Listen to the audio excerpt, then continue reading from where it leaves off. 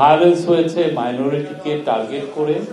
তো সে বিষয়ে আমরা একটা পুলিশের থেকে আমরা একটা প্রতিবেদন পেয়েছি। তারা বলছে যে মোট 70 জন সোফার অ্যারেস্টেড হয়েছেন এই কয়েকটা ঘটনায়, এবং এটা চলমান। এটা আমরা আরো বেশ কিছু 88টা কেস হয়েছে। আমরা এই যারা যারা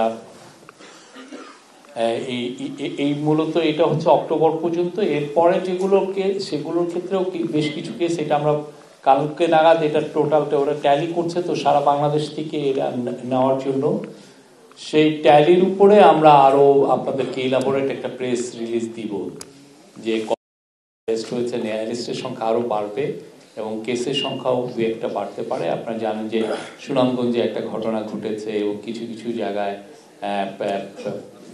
কয়েকটা, চিটাগাংয়ে দু একটা ঘটনা ঘটেছে, ঢাকায় তুরাগ থানায় একটা ঘটনা ঘটেছে, নরসিংদীতে একটা ঘটনা ঘটেছে।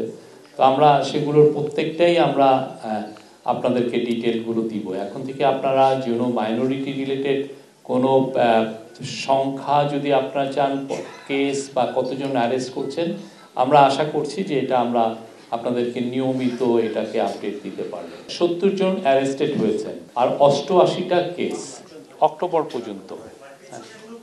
এরপরে আমরা আরো কিছু কিছু আপনাদেরকে জানাবো। আমরা তো কাউকে গ্রেফতার করি যে সে বিএনপি করে সেই জন্য তার আমরা অ্যারেস্ট করি না, বা কে যিনি একটা যাকে সাসপেক্ট ধরা হচ্ছে এবং যার বিরুদ্ধে অ্যাকুজিশন আসছে তাকে আমরা অ্যারেস্ট করছি।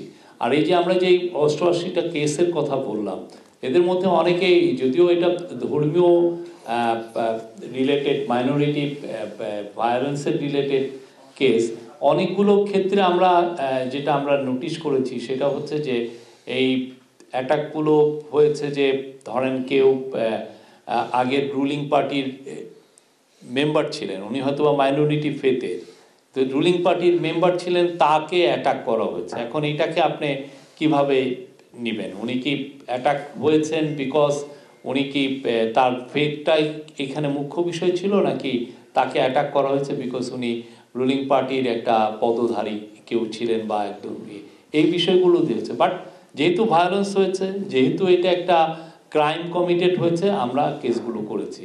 যে কোনো এগুলো যে কোনো এই সমস্ত যে কোনো ক্রাইম হলে আমরা সেগুলোর ক্ষেত্রে কেস হচ্ছে, পুলিশকে অনেক ক্ষেত্রে পুলিশ নিজে কেস দিচ্ছে, অনেক ক্ষেত্রে যিনি অ্যাফেক্টেড হয়েছেন তিনি দিচ্ছেন।